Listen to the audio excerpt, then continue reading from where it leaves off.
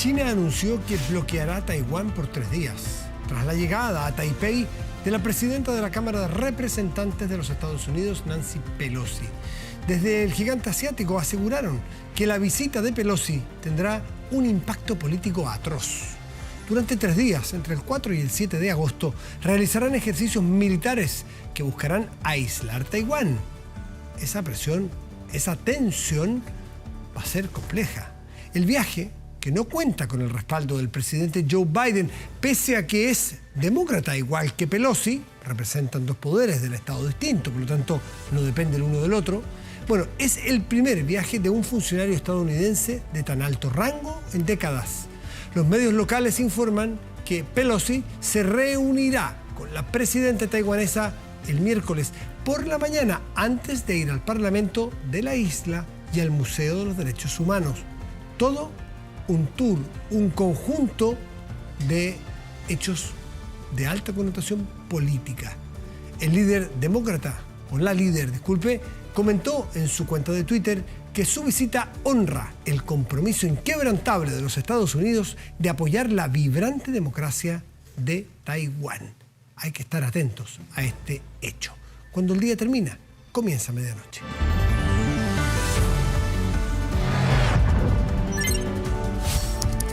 Medianoche. Pero veremos un poco Chile. Y Chile, respecto del tema que vamos a conversar, está tranquilo, y el tema que vamos a conversar particularmente tiene que ver con la seguridad. Y más específicamente, con una noticia que se ha tomado las pautas los últimos días, que es la seguridad en carreteras. Vamos a conversar con Daniel Johnson, que es el director de Paz Ciudadana. Daniel, muchísimas gracias por estar aquí. Hola Matías, muy buenas noches. Gracias por invitarme. Sí, pues bueno, porque en esto se ha generado ¿cómo decirlo? Para no agrandar tampoco, pero una preocupación, ¿no? De que uno suponía que estas carreteras, que son infraestructuras relativamente nuevas, amplias, buenas, rápidas, modernas, se han convertido en algunos momentos como unas trampas a la seguridad. O sea que el otro día escuchaba a 3 personas aquí que se iban del trabajo en trencitos, 3 compañeros de trabajo, porque nadie se quería meter solo en una carretera.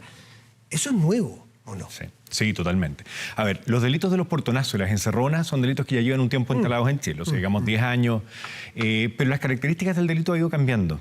Primero, antes quizás de meterse al tipo de delito también, sería súper prudente hacer un análisis de cuáles son los criterios de seguridad que nosotros tomamos en el minuto en que diseñamos la infraestructura que estamos poniendo a disposición de la ciudadanía.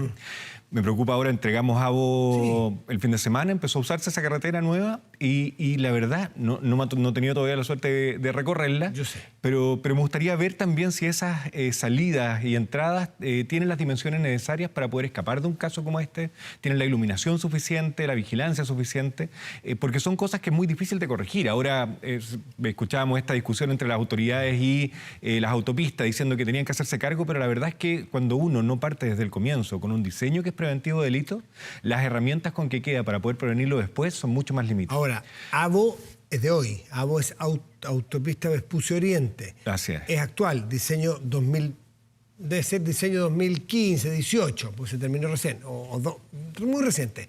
Las primeras autopistas concesionadas son 2005 a lo mejor. Efectivamente. Cuando este delito no existía. Entonces era difícil exigirle ese estándar. Por ¿no? supuesto. Entonces cuando la carretera ya está operando con ese estándar de construcción que no considera estas medidas de seguridad, evidentemente hoy día es mucho más difícil solucionar el tema.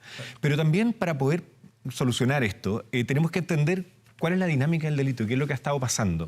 Hace 10 años atrás, la mayoría de los delitos de portonazo tenía como resultado final que el vehículo aparecía. Sí. A veces no en las mejores condiciones, pero el vehículo aparecía. ¿Por qué? Porque los delitos del robo del primer vehículo era para cometer otros delitos, estos tours delictuales que le llamaban, que iba por las calles cometiendo otros delitos. Con ese mismo vehículo muchas veces hacían incluso otro portonazo. Otras veces se robaban vehículos para hacer alunizaje, que son delitos que prácticamente han desaparecido en Chile por las medidas de seguridad que se le ha puesto a los cajeros automáticos, pero se robaban vehículos que ya sabían dónde cabía un cajero automático, que tenía la fuerza para romper la puerta, etc. Pero también en ese caso robaban el cajero, después lo trataban de abrir y el vehículo aparecía con los destrozos naturales, pero el vehículo aparecía. También se ocupaba para jactarse en las redes sociales, manejando un vehículo de alta velocidad y filmaban videos y también se subían a las redes sociales. Pero hoy día la mayoría de los vehículos, o por lo menos un porcentaje mucho más alto, no tenemos el número exacto, pero tenemos tendencias que nos han declarado las mismas policías, de que la cantidad de vehículos que aparece es cada vez menos. Y esto quiere decir que esos vehículos están robándose para ser reducidos en algún mercado. Puede ser para vender las piezas por partes y piezas, o para clonarlo. También, para clonarlo, y eso sabemos que pasa en Chile, 2 vehículos que se le ponen las mismas placas patentes, que están circulando con las mismas patentes, clonados los 2 vehículos, o que se exportan enteros a mercados fronterizos con Chile, que sabemos que son países que tienen menos controles. Para que eso pueda ocurrir, ya no es el robo de una persona que se jacta manejando, ya no es el robo de un tour delictual de 2 personas, ya no es incluso un alunizaje, que podría ser un grupo de personas, pero 4 o 5 personas que pueden hacer un alunizaje. Para poder hacer esta reducción del vehículo se necesita una organización delictual mucho más instalada, con muchas mayores capacidades. Entonces, hoy día no podemos pensar que vamos a solucionar el problema solo poniendo más medidas disuasivas en las autopistas, sino que tenemos que fortalecer el sistema investigativo para que dejemos de investigar las últimas, o por lo menos de esclarecer los últimos eslabones de las cadenas y tratamos de identificar a quién hizo ese portonazo en particular, sin entender que tenemos que identificar cuál es la estructura delictual efectivamente que está operando para poder desarticularla. Ya, a ver, las cifras de Carabineros que se han publicado hoy son bien preocupantes, pues. A ver, dice que Carabineros de Chile informó 300 personas han sido detenidas por cometer robos violentos de vehículos, ¿no es cierto?, en lo que va de 2022. Pero lo increíble es que esta misma institución reportó un aumento del 110% de los casos de robos violentos de vehículos en comparación con 2021. La cifra es demasiado elocuente como para no intentar entenderla. A ver, pero es cierto que esa cifra es bastante grande. Tenemos un problema con las cifras de los portonazos y de este tipo de vehículos de robo porque no tenemos muchas estadísticas históricas. Son datos que se empezaron a medir hace relativamente poco tiempo. Pero y el otro problema que tenemos es que la base de comparación del año 2021 y 2020 es una base absolutamente afectada por la pandemia. De hecho, fueron los 2 años en que tuvimos menos delitos en Chile en toda la historia que hemos medido delitos en Chile. Nosotros como Fundación Paz Ciudadana llevábamos más de 20 años midiendo y el 2020 fue el año más bajo, el 2021 rebotó un poquito, pero siguió siendo el segundo año más bajo. Los mejores años de seguridad fueron eso. Exactamente. No nos podemos hacer trampa en el solitario, que no es porque mejoró la situación, sino porque estábamos guardados. Lamentablemente es así. No es porque, claro, haya menos intención de cometer delitos, sino que había menos oportunidades para hacerlo. Y lo que estamos viendo hoy día, evidentemente, es un repunte. Entonces, el año 2022 va a ser naturalmente o esperamos que naturalmente sea un año con mayor cantidad de delitos de la que tuvimos esos 2 años anteriores. Pero para medir realmente también la situación delictual, nosotros recomendamos que se considere el tipo de delito que está ocurriendo. En Chile hay otra temática que es la forma en que medimos los delitos. Nosotros tenemos un saco, una bolsa de gato, la verdad, que es los delitos de mayor connotación social. Y dentro de esa misma bolsa tenemos hurtos, tenemos homicidios, tenemos violaciones, tenemos robos con violencia, tenemos robos por sorpresa. O sea, delitos que tienen un daño absolutamente distinto. Entonces podemos ver que esa bolsa ha aumentado en cantidad, pero puede ser que los delitos que han aumentado son los menos dañinos, como los hurtos, y puede ser que es justamente al revés la situación. Abramos la bolsa de gato. Los delitos Ustedes son los expertos. ¿Qué dicen? Nosotros hicimos un ejercicio que es bien interesante, se llama el índice de daño del delito. Creamos un nuevo índice. Estamos ahí promoviendo que se empiece a usar. Estamos en algunas conversaciones con la Subsecretaría de Prevención del Delito para que se use este instrumento que está disponible. Lo que hicimos fue multiplicar la cantidad de delitos por la pena establecida en el Código Penal. Así de simple. La pena máxima, la pena promedio. Ocupamos la mínima. Pero da lo mismo porque es un relativo. Igual, pues. Es un valor relativo. Para todos ocupamos la mínima. Y evidentemente no hay que considerar atenuantes ni agravantes porque esos tienen que ver con el delito en particular y no con el daño que genera ese delito. Cuando dice desde hasta cantidad de años, el desde. El desde. Y no es un ejercicio nada simple porque en Chile la clasificación de los delitos es distinta en las policías, en el Ministerio Público. Entonces tuvimos que hacernos traductores para poder entender cuáles eran las penas de cada uno. ¿Y qué resultó? Lo logramos y en esos delitos de mayor connotación social, el delito que más ocurre lejos son los hurtos de la lista de esos delitos y en el índice de daño del delito baja al 6º lugar.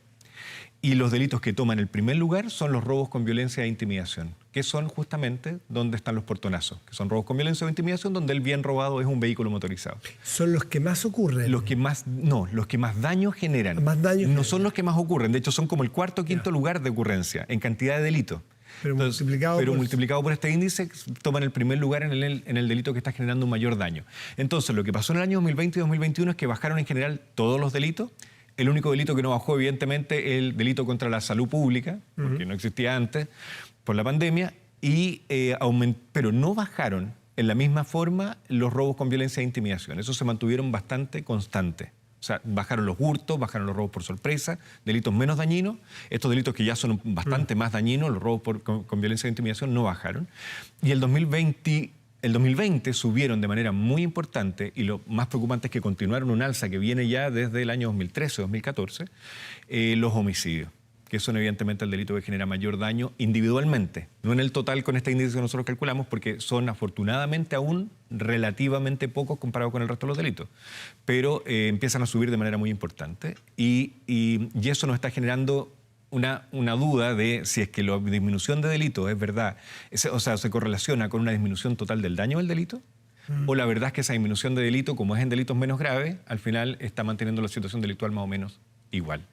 Eso es lo que nos está pasando. Entonces, ahora este rebote evidentemente es preocupante porque todos los delitos están subiendo con respecto a una base que no era tan baja con respecto al daño del delito. Y la otra preocupación, que es más o menos lo mismo que pasa con los portonazos que ya conversábamos, es que en otros delitos estamos viendo manifestaciones también de bandas delictuales y crimen organizado operando. Los homicidios que ocurren hoy día son muy distintos a los homicidios que ocurrían hace 7, 8 años atrás. Hace 8 años atrás... Hay otros actores, hay otra cultura de homicidio. Eso es. Y eso está generando mucha preocupación en la ciudadanía también porque nos estamos enfrentando a algo desconocido. Entonces no sabemos a qué nos enfrentamos y cuánto es el daño que ese delito me puede hacer. El temor no se siente solo por la probabilidad de ser víctima, sino porque al ser víctima puedo ser muy dañado por ese delito. Entonces eso aumenta el nivel de temor en la ciudadanía también. Y hoy día estamos en un nivel de temor que es el más alto de toda la serie histórica. O sea, estamos en la cantidad de delitos más baja, pero en el nivel de temor más alto. Y eso lo muestran las distintas encuestas, incluso la NUSC, que se publicó el viernes pasado. Y en los homicidios en particular, lo que más marca una diferencia en los datos estadísticos es los imputados conocidos o desconocidos. Esto es medio técnico, pero los delitos con imputado conocido es donde hay una sospecha cierta a una persona que lo cometió. Y cuando hay un imputado desconocido no sabemos quién puede haber sido el que lo cometió. ¿Y qué ha pasado ahí? Ha aumentado la cantidad de imputados desconocidos de manera enorme. O sea, antes teníamos un 70% eran con imputado conocido, hoy día es un 40% y menos incluso, los que tienen imputado conocido. O sea, una disminución de los imputados conocidos. ¿Cuándo hay imputado conocido? Cuando los delitos tienen que ver con iras momentáneas, con violencia de género, con cosas en que el fin último no es otro más que el homicidio mismo, porque es el resultado de una ira, no es un medio para conseguir otra cosa. Y en esos casos no había un fin de ocultamiento normalmente, porque la decisión de cometer el delito era en el mismo instante, era por la rabia y no, entonces no buscaba esconderse, en un bar, una riña, con un arma blanca, o en la casa, en una violencia de género, etc. Hoy día, cuando son imputados desconocidos, que ese homicidio es un medio para hacer otra cosa. Por ejemplo, un delito, un robo que creció en violencia se transformó en homicidio, un sicariato, que era lícitamente un pago por cometer un homicidio, ajustes de cuenta en el territorio. Y eso se han crecido. Exactamente. Y todos esos delitos tienen que ver con crimen organizado y además tienen que ver con el uso de armas de fuego. O sea, también está aumentando. Antes esos delitos eran mucho más con arma blanca, con elementos contundentes. Hoy día esos delitos de homicidio se están cometiendo mucho más con armas de fuego. Y eso ya implica que hay un segundo mercado operando además, no solo el que causó el homicidio directamente, sino también el que proveyó de esa arma de fuego para cometer ese delito también. ¿Dónde podemos ver todos estos estudios para poder...? www.pazciudadana.cl. Tenemos todas las encuestas y los estudios que estamos haciendo también, todo publicado ahí. Daniel Johnson, el director ejecutivo de Paz Ciudadana, gracias por estar aquí esta noche. Muchas gracias por invitarme. Muy bien. Hacemos una pausa y volvemos, espérenos. Esta jornada en Debates 24, el foco de la conversación estuvo en la economía y cómo está reflejada en la nueva Constitución. Revisamos Debates 24 de hoy. 24 debates, camino al plebiscito. Ayer hablamos de sistema de justicia, hoy nos concentramos en temas económicos de la propuesta de nueva Constitución y para eso nos acompañan en el estudio dos destacados economistas, Michelle Lavé por el rechazo y Álvaro García por el apruebo. Bienvenidos a los dos, gracias por estar con nosotros. Muchas gracias a ustedes. Un gusto. Bueno, les explicamos las reglas del juego, como podemos decirle. Cada uno de ustedes va a tener 9 minutos que los van a tener que administrar durante el debate de la manera que a ustedes les parezca mejor. Esos 9 minutos los tienen ustedes en su tablet en sus podios y van a ir saliendo en pantalla a medida que vayan usando el minutaje, ¿cierto? Por lo tanto, aquí la estrategia es, mientras más cortas las intervenciones, más temas vamos a poder abarcar. ¿Les parece que comencemos? ¿Algún problema con el cambio? No tengo los 9 minutos. No están los 9 minutos ahí, que cuando ya empiecen, van a empezar a salir y también en la pantalla. 6 de la tarde con 1 minuto y queremos partir por una pregunta más bien general con esta propuesta de nueva Constitución que yo tengo aquí en mi mano. ¿Cambia en algo el modelo económico que tenemos hoy? ¿Cambian algunas cosas? ¿Se suman otras que no existen hoy? Michelle. Sí, efectivamente, con la nueva Constitución cambian varias cosas el modelo que tenemos hoy. En principio, lo primero que cambia es el rol del Estado.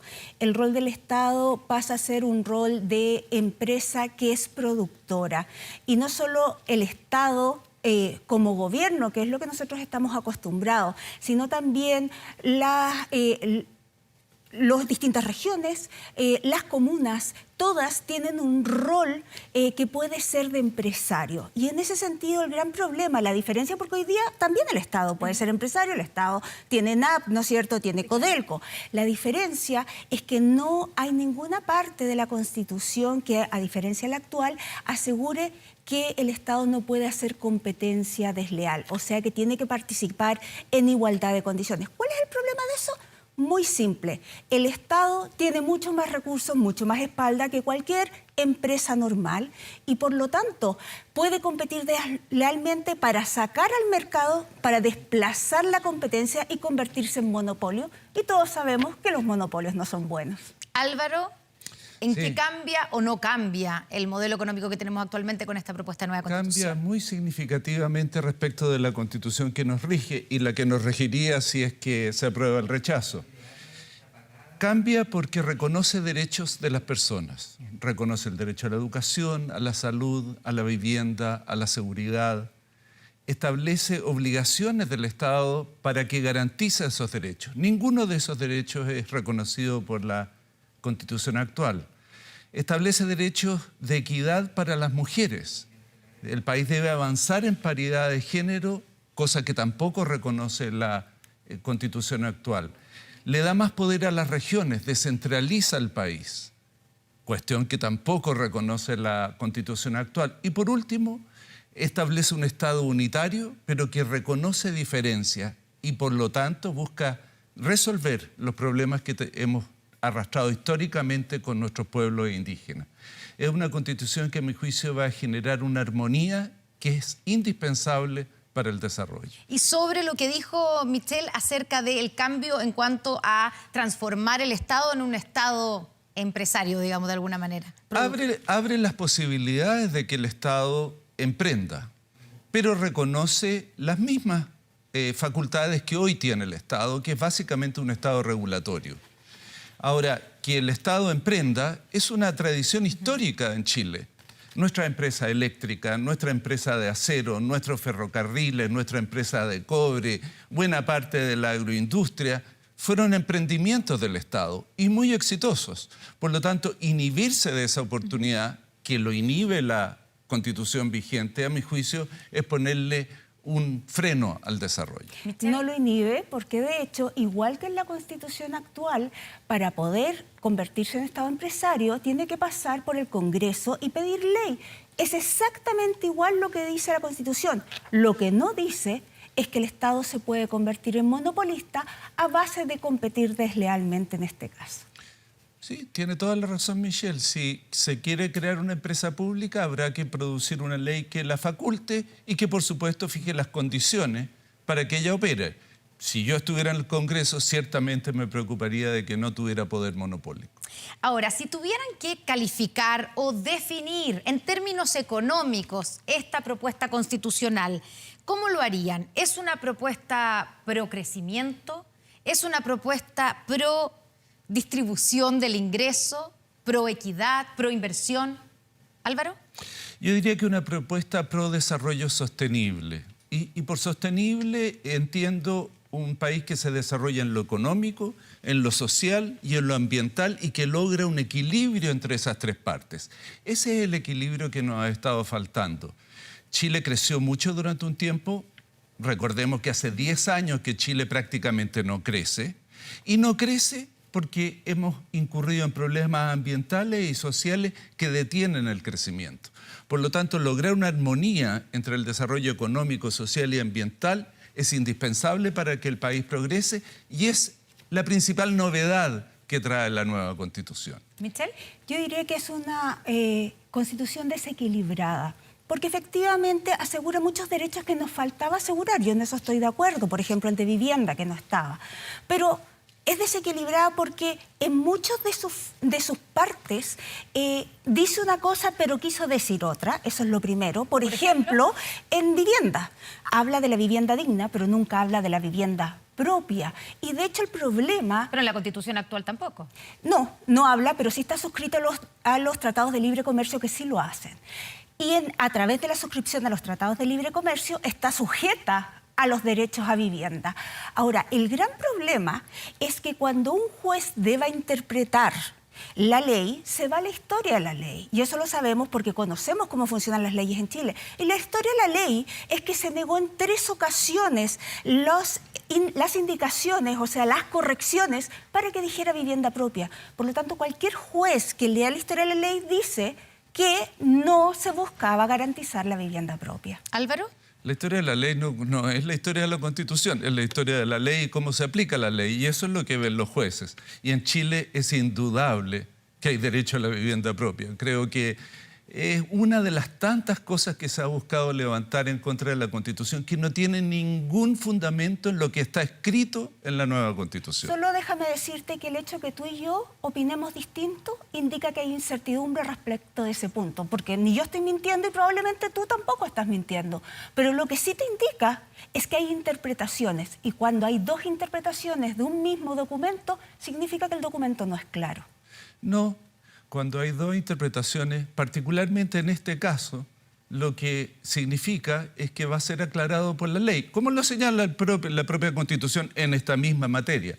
Por lo tanto, va a ser el Congreso, con la composición que hoy conocemos, el que determine cómo se hace efectivo ese derecho. Es muy importante que los chilenos y chilenas entiendan que el proceso constitucional no termina el 4 de septiembre. De hecho, en su gran mayoría recién empieza, porque el grueso de las cosas que establece la nueva Constitución van a ser objeto de leyes que va a tener que aprobar el Congreso. Por lo tanto, la pregunta es, ¿cómo podemos crear mayor certeza, mayor seguridad a las personas? ¿Con la antigua Constitución o con la nueva Constitución? ¿Y cuál es su se respuesta? trata de establecer derechos para las personas, que es lo que se ha estado reclamando. Sin duda la nueva Constitución lo hace abiertamente cuando la otra ni siquiera lo menciona. Michelle, Yo estoy de acuerdo la certeza, con eso. la pregunta sobre la certeza, Exactamente. digamos, ¿cuál es, más que de las 2 constituciones, porque lo que estamos discutiendo es esta propuesta de constitución, asegura, garantiza esas certezas que al parecer hoy día no están Asegura garantizadas? certezas sobre derechos, pero no da ninguna certeza a la inversión. Y el gran problema es que para tener derechos necesitas dinero, necesitas que la economía crezca, necesitas que haya crecimiento, y no hay certeza sobre la inversión. No hay certeza sobre la inversión porque los derechos que hoy día existían y que permitían, por ejemplo, a que una empresa forestal, un pequeño agrónomo, ¿no es cierto?, que tiene su plantación de 5 hectáreas, pudiera utilizar sus derechos de aguas en el banco y utilizarlo como garantía para poder con esa plata sembrar, hoy día no se va a poder hacer porque los derechos del agua ya no son derechos, sino que son permisos administrativos. Pasa lo mismo... Autorizaciones. Autorizaciones administrativas. Lo mismo va a suceder con la minería. Una empresa minera necesita 10 años de inversión para empezar a producir. ¿Cómo vas a empezar a producir si no tienes un derecho de agua, si no tienes un derecho sobre la propiedad minera? También es una autorización. ¿Qué inversionista extranjero va a venir y va a decir, si yo me arriesgo a que después, a última hora, después de invertir 10 años, me quede sin la inversión? Y por lo tanto, genera menos inversión, con menos inversión, el país crece menos, la torta es más chica. Y entonces, ¿cómo vamos a pagar todos esos derechos si nadie niega que los derechos son necesarios? pero necesitamos agrandar esa torta y ese es el problema. Álvaro, hay varias preguntas sobre la mesa, ¿cierto? Michelle, ¿Cómo vamos a pagar quiero esos derechos? Primero partir señalando que estoy completamente de acuerdo con Michelle. ¿En qué? Sin inversión no hay crecimiento y sin crecimiento no hay derechos. Es uno de los grandes desafíos que tenemos por delante. Y como ya decía, hace muchos años, demasiados años, que no logramos ese crecimiento. Ahora, respecto de las inquietudes específicas que planteaba Michelle, respecto de las autorizaciones para la explotación minera, lo único que ocurre con la nueva Constitución es que vamos a ser igual que todo el resto de los países mineros del mundo.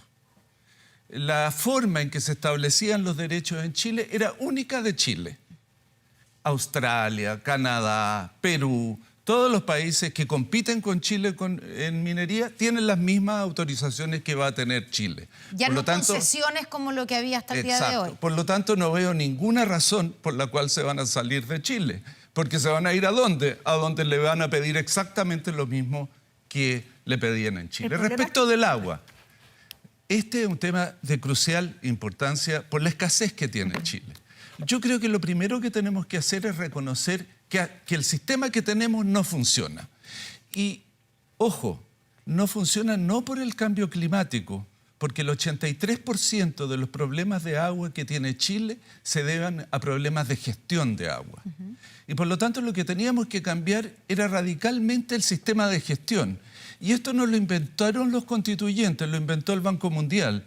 El gobierno de Chile le pidió al Banco Mundial que hiciera una propuesta de cómo gestionar mejor las aguas y sugirió lo que hoy día está inscrito en la Constitución. Ya, y ahí la pregunta, estoy pensando en la gente que nos está viendo en sus casas y que puede haber gente que sean esos pequeños o medianos agricultores que, como dice Michelle, hoy día lo que hacen cuando tienen una plantación es utilizar esos derechos de agua que hoy tiene y que perdería si se aprueba la... No perdería. Como derecho. Como derecho, pero automáticamente le establecen la autorización de uso. Ya, por lo tanto, cambia Álvaro, la figura jurídica, pero no pierden el agua. Pero déjeme poner el caso del ejemplo, ¿cierto? Porque con ejemplos podemos entender bien cómo se va a aplicar. Entonces, ese agricultor que hoy día su derecho de agua va al banco y da como garantía, ¿cierto?, para que le den un crédito para financiar su plantación, ese derecho de agua que ya no va a tener como derecho de agua. Automáticamente, como dice usted, va a tenerlo como autorización. Pero, ¿cómo le va a cambiar? Porque ese agricultor dice, ¿y por cuánto tiempo voy a tener esa autorización? ¿Por cuánto tiempo me lo van a dar? ¿Va a estar al arbitrio de la persona que da las autorizaciones, que tal vez es una autoridad administrativa? No lo sabemos, porque eso es materia de ley. Pero hay una incerteza, ¿o no? ¿Qué se le responde a esa persona? Dos cosas. Eso es materia de ley, por lo tanto va a tener que ser definido. Segundo, no es efectivo que hoy día el que tenga un derecho acceda al agua, porque hay más derechos que agua. Por lo tanto, hay un sistema que había que modificar para que la cantidad de permisos o derechos fuera equivalente a la cantidad de agua que hay. Hoy día no ocurre eso. Pero esta es una de las materias que yo creo hay que reformar respecto de la nueva Constitución. Yo pertenezco a un grupo que hemos promovido, que hemos adelantado los cambios que creemos debe hacérsele a la nueva Constitución. Y uno de eso es cómo se transfieren los derechos de un productor a otro productor. Eso, a mi juicio, no está bien definido en la Constitución y debiese modificarse nuevamente por el Parlamento. Michelle, ¿algo que agregar sobre este tema? Sí, sobre el tema de las autorizaciones, Álvaro nos dice que esto es lo mismo que pasa en Canadá y que pasa en Australia.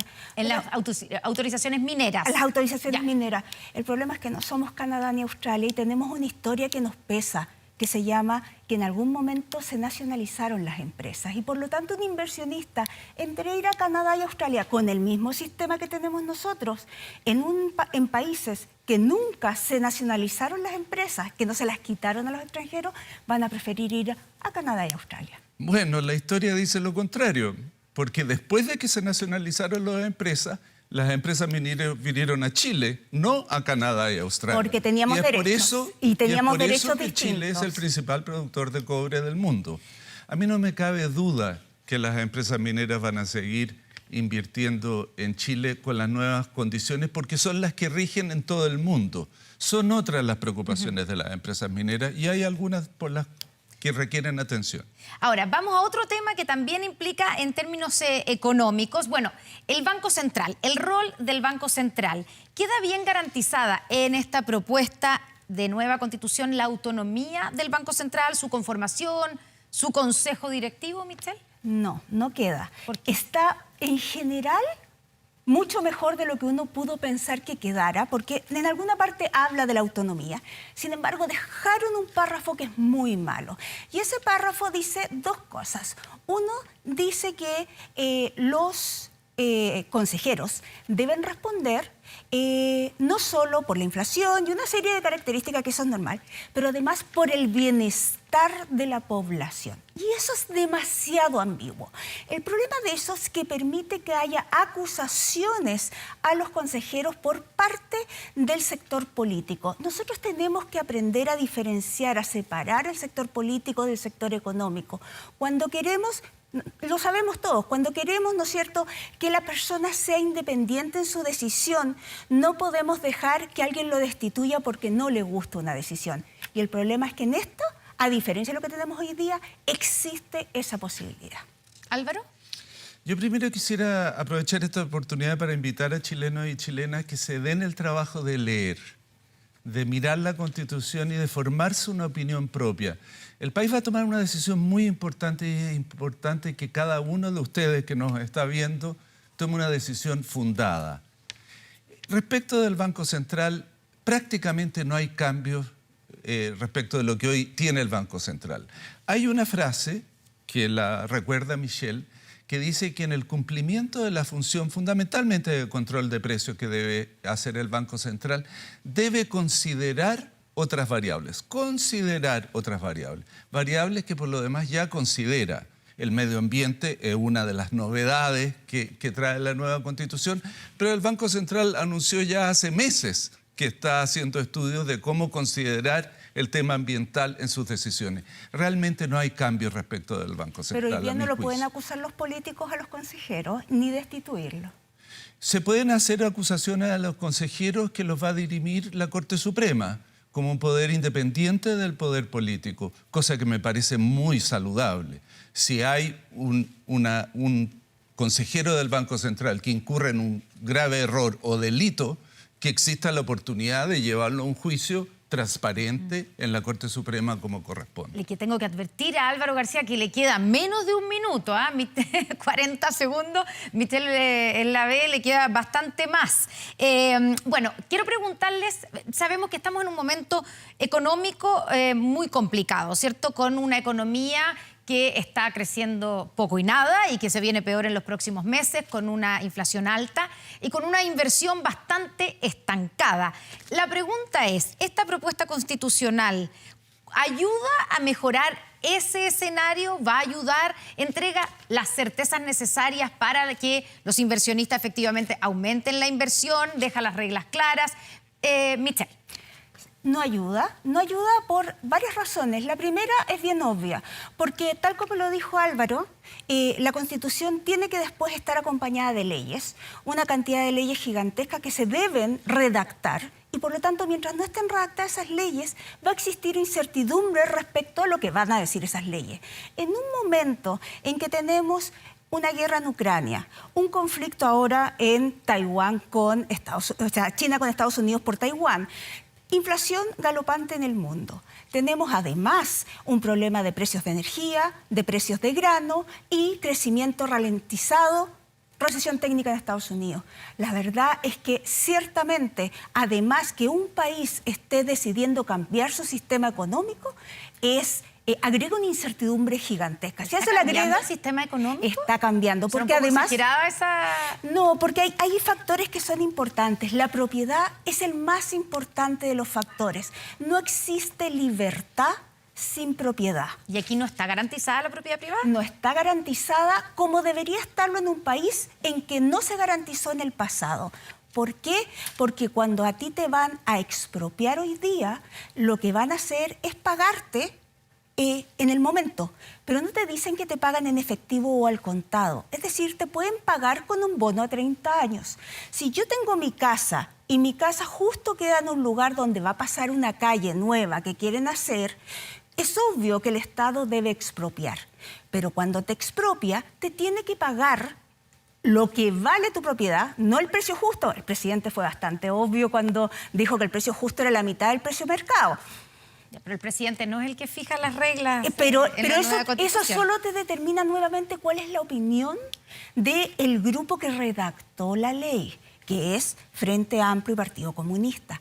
Por lo tanto, te están diciendo que, primero, el precio justo, no precio de mercado. ¿Por qué no pusieron precio de mercado si era lo mismo? Segundo, acuérdate que existen las preferencias reveladas. Las preferencias reveladas dicen que tú revelas a través de tus actos lo que estás pensando. Cuando tú negaste que dijera precio de mercado, estás revelando que no quieres que sea el precio de mercado. Y por lo tanto, te pueden pagar a 30 años un precio que no corresponde al precio en realidad y por lo tanto te quedas sin casa porque no te va a alcanzar para comprarte la casa, la misma casa que tenías antes. Álvaro García, bastante que responder. Sí, bastante. No tengo el reloj. A ver, primero, ¿qué es más incierto? ¿Aprobar la nueva Constitución y de ahí irse al Parlamento a discutir las leyes? ¿O rechazar la nueva Constitución y empezar todo de nuevo? Y después de eso ir al Parlamento a aprobar las leyes. Sin lugar a duda, la incertidumbre es mayor con el rechazo. Porque vamos a pasar mucho más tiempo discutiendo antes de empezar a hacer realmente las cosas. Segundo, nuevamente invito a leer porque el proyecto de Constitución dice que de haber expropiación se debe pagar antes de la expropiación. Eso no está en duda. Y dice efectivamente a precio justo. Y le recuerdo a Michelle sus propias palabras. Para esto hay que recurrir a la historia de la ley. Y los tribunales siempre han dictaminado que el precio justo es el precio de mercado. Por lo tanto, en esta materia ojo, no hay pagas dudas. antes, pero si tú pagas con un bono a 30 años de una empresa quebrada, estás pagando antes. No puede hacerlo, según la nueva Constitución, no podrías hacerlo porque hay que pagarlo antes de expropiar. Sí, pero así señala no la dice nueva al contado. Tú puedes pagar con cheque a fecha. Eso es lo que se hizo Perdón, antiguamente en el mismo el cheque a fecha. Bueno, por eso acuérdate, te no digo, existe. un bono del Estado. No vale nada el cheque a fecha. No, pero un bono del Estado. No existe. Sí, por eso. Punto. Un bono del Estado. Bueno, Y el Estado puedes puede decidir no interpretar, pagarlo. como bien decías, todo lo que quiera, pero lo que la nueva Constitución dice es que hay que pagar antes de expropiar y un precio justo. Bueno, Claro, lo que dice esto- la actual Constitución es que te pagan en efectivo. Caja y sonante. Y esto no lo dice. ¿Por qué lo negaron? Habría que preguntarle a los constituyentes. Preferencias si de mí reveladas. hubiera dependido, hubiera puesto precio de mercado. Pero para efectos prácticos da lo mismo porque sabemos quién dirime esta discusión, que son los tribunales de justicia, y ya lo han hecho en múltiples ocasiones. Se nos acabó el tiempo, a los dos se les acabó el tiempo, a Álvaro García y a Michelle Lavé, pero les voy a decir rápidamente que, porque digamos, comenzamos este programa y decimos, bueno, después de 24 minutos de debate, ¿alguno cambió de opinión? ¿Sigue aprobando? ¿Sigue rechazando? Absolutamente. Sigo aprobando y espero ponerme de acuerdo con Michelle a continuación del 5 de septiembre porque el país necesita acuerdos para seguir adelante. Totalmente de acuerdo, solo que mi problema no es Álvaro. Mi problema es que el grupo que el 15 de noviembre no aprobó este acuerdo para la paz y la nueva Constitución, acuérdense que solo el presidente Boric lo aprobó, no el Frente Amplio, ese mismo grupo no va a querer reformar cuando se apruebe la nueva Constitución. Michelle Lavé, Álvaro García, muchas gracias por estar con nosotros aquí en 24 Debates. 24 debates. Camino al plebiscito. Hasta acá dejamos el debate 24 de hoy. Nosotros vamos a una breve pausa y ya volvemos con Medianoche. Estamos de vuelta y de inmediato revisamos las informaciones más destacadas de la jornada con Marco Fleming. Hola Matías, hola a todos en sus casas, son las 2 de la mañana con 9 minutos. Vamos a hacer un breve resumen informativo aquí en Medianoche. ¿Qué tan endeudados estamos los chilenos? De acuerdo a un estudio, más de 4 millones de personas forman parte de los registros de morosidad, una cifra que sigue subiendo. Digamos, los sueldos son muy bajos, son artificialmente bajos y por lo tanto tiene que endeudarse para poder sobrevivir. Los salarios bajos, el trabajo. Yo pienso que es por eso, por la situación económica. Está lleno de bombardeos y algunos se dejan convencer y por eso hay tanta gente que se endeuda. Razones para endeudarse hay de sobra y así lo analizó la Universidad San Sebastián. Más de 4 millones de chilenos hoy forman parte de los registros de Equifax, o sea, están morosos con alguna entidad financiera. Una cifra que continúa bajo el promedio histórico, pero que enciende luces de alerta, ya que tras los retiros del 10%, la morosidad viene al alza en los últimos 3 trimestres. Si comparamos con el último trimestre, aumentaron en 28.000 personas aquellas que no pueden cumplir sus compromisos crediticios y son informadas a Equifax, es decir, la morosidad. Pero si nos comparamos con el mejor registro que tuvimos, es decir, en septiembre del año pasado, aumentaron en 105.000 personas. Por lo tanto, es un llamado de alerta. La buena noticia es que los montos de dichas deudas van a la baja. En su conjunto, los chilenos deben 8.529 millones de dólares, mientras que la mora promedio alcanza 1.894.000 pesos. Ambas cifras son las más bajas de los últimos 4 años. Muchas personas que recibieron, ahora volvemos al tema, recibieron ciertos subsidios masivos del Estado, retiraron fondos de pensiones, con eso se pusieron al día en sus deudas. Todo eso llevó a que tuviéramos niveles de morosidad anormalmente bajos. Ahora estamos en un proceso de normalización de la situación. Estamos volviendo a cifras más cercanas a las históricas. Grace estuvo por más de 5 años en DICOM tras contraer una deuda con un banco. Las cuotas terminaron siendo muy elevadas y tuvo que pedir 6 créditos para intentar pagar el original. Tras largos meses de incertidumbre, asegura que terminó pagando el doble que el dinero solicitado. Porque tuve que repactar y repactar. Yo hacía como un ping-pong. Entonces, este mes le pagaba 2 o 3 y este otro mes le pagaba otros 2 o 3, ¿me entiendes? A esto les pagaba y dejaba 2 o 3 sin pagar. Eso sin pagar, los pagaba el mes que venía.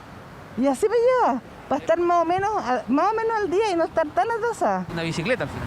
Como una bicicleta, claro. Para frenar el camino de la ya famosa bicicleta, desde el Congreso han surgido algunas alternativas, como el proyecto Chao DICOM, que se vota este miércoles en la Cámara de Diputados.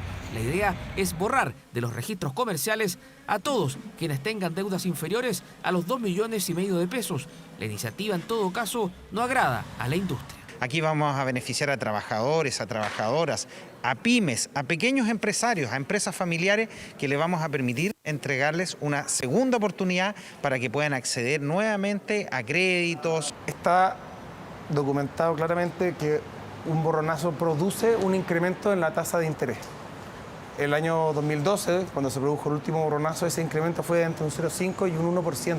El retail, la banca y las actividades financieras siguen siendo los lugares donde más se endeudan los chilenos. Cifras de morosidad que van al alza y que inquietan debido al frenazo que ya enfrenta la economía chilena. En otras informaciones, la familia de un trabajador forestal y su suegra, una profesora del sector rural de Cañete, quedaron en la calle luego de que encapuchados armados quemaran 2 hogares, un galpón y un automóvil. El ataque incendiario ocurrió tras un mes de calma en la provincia de Arauco. ¡Miren 2 casas! Quienes transitaban por la ruta P72S que une Tirú y Cañete fueron los primeros en percatarse del incendio.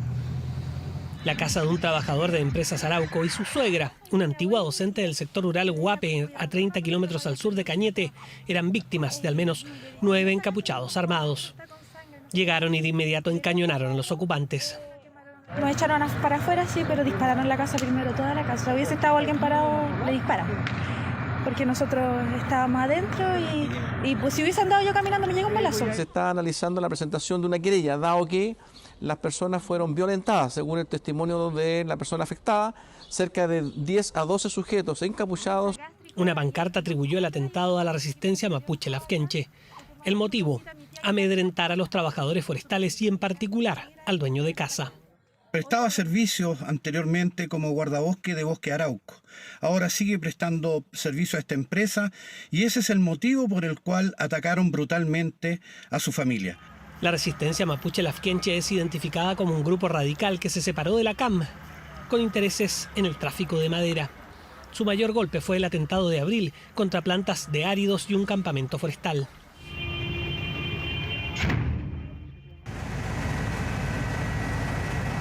También estarían detrás de una explotación de un predio que dio origen a un operativo de la PDI esta tarde.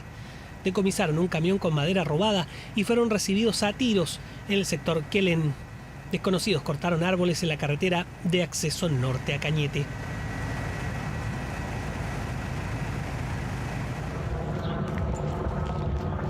La quema de las casas vienen a reactivar los atentados en Arauco, que llevaban un mes detenidos. Ocurre en medio de la polémica pública entre el vocero de la coordinadora Arauco Mayeco y el gobierno. Héctor Yaitul aseguró a través del medio digital Huerquén que el gobierno quería criminalizar a las comunidades, poniéndose del lado de las empresas forestales. El subsecretario del Interior dijo que si fuera así, no estarían impulsando una reforma tributaria y descartó que el gobierno persiga a comunidades. Nosotros perseguimos delitos y a quienes los cometen. Y eso es lo que le corresponde a un gobierno, cumplir con la ley. Y por lo tanto, el gobierno va a seguir persiguiendo a aquellos que cometen un delito, colocan en riesgo la seguridad de las personas, usan armas para cometer esos delitos. Una reactivación de los hechos de violencia en la provincia de Arauco. Las últimas semanas, los ataques incendiarios habían sido en la Araucanía e incluso en los ríos. La mayoría contra maquinaria. Ahora fueron las casas de un trabajador y su familia. Volvemos a la capital. Un niño de 1 año y 11 meses se murió durante la tarde en el Hospital Roberto del Río de Independencia, luego de llegar con graves lesiones atribuibles a terceras personas. La madre y su pareja están detenidos. Personal médico atendió al menor, que había sido trasladado por el SAMU desde el SAR de Renca en horas de la tarde. Llegó intubado luego de presentar varios paros respiratorios y lesiones en diferentes partes de su cuerpo. Pese a los esfuerzos, el niño falleció cerca de las 6 de la tarde.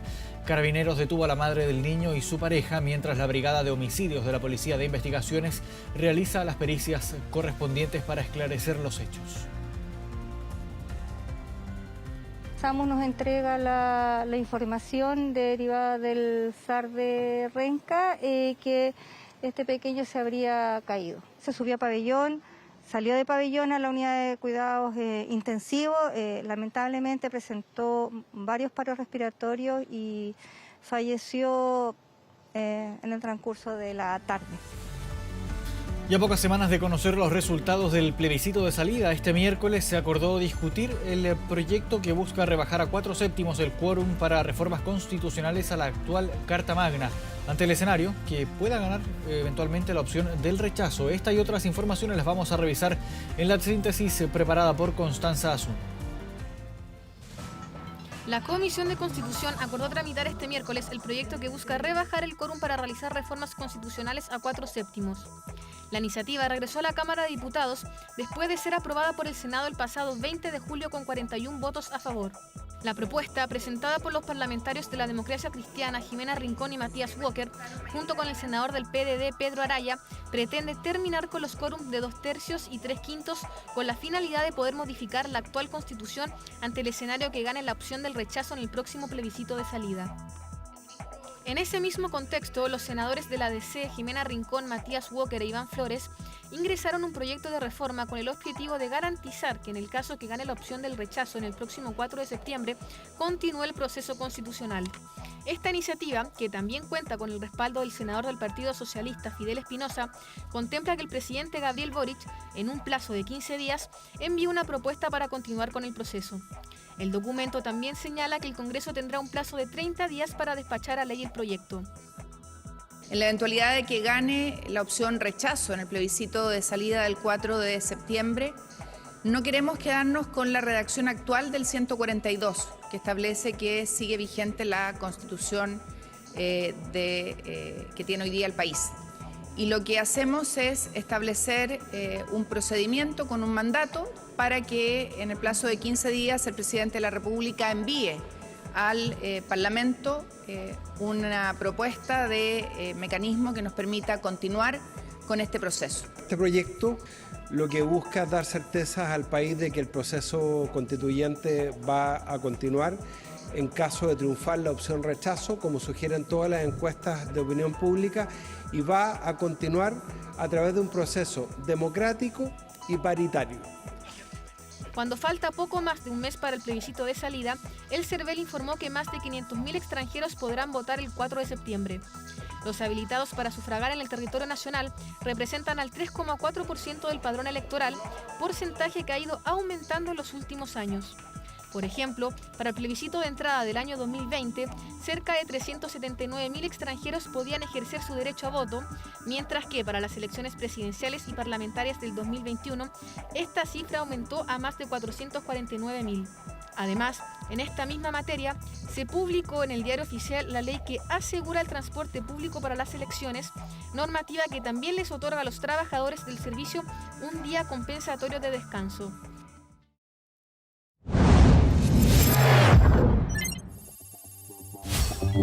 Internacional. Vamos a noticias del mundo también en medianoche. Esto lo adelantaba ya Matías del Río al inicio de medianoche. En un encuentro en Taipei, la presidenta de la Cámara de Representantes de Estados Unidos, Nancy Pelosi, afirmó que ahora más que nunca la solidaridad de su país con Taiwán es crucial. Pelosi realizó este miércoles una visita al Parlamento de Taiwán, donde se reunió con la presidenta Tsai Ing-wen, lo que marcó el inicio de las actividades oficiales en la gira que realiza la congresista a la isla, que llamó una de las sociedades más libres del mundo. La visita de Nancy Pelosi a Taiwán incrementa también la retórica bélica de China, también la tensión que existe entre Estados Unidos, China, además de Taiwán. El viaje, que no cuenta con el respaldo del presidente Joe Biden, es el primero de un funcionario o una funcionaria, en este caso estadounidense, de tan alto rango en décadas.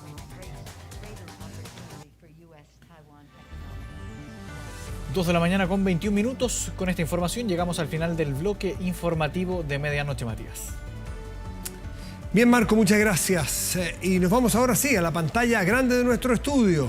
Revisamos contenidos y noticias de nuestro portal 24horas.cl, que en este momento destaca este impresionante fenómeno. Las imágenes del socavón en tierra amarilla, en la región de Atacama. 32 metros de diámetro. Más detalles, 24horas.cl.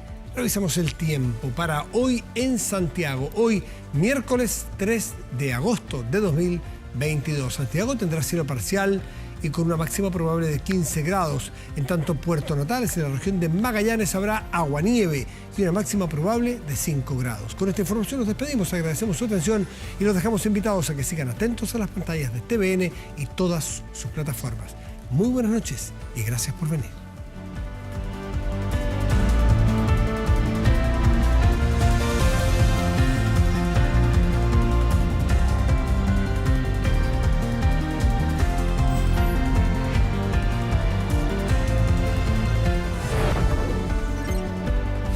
Medianoche.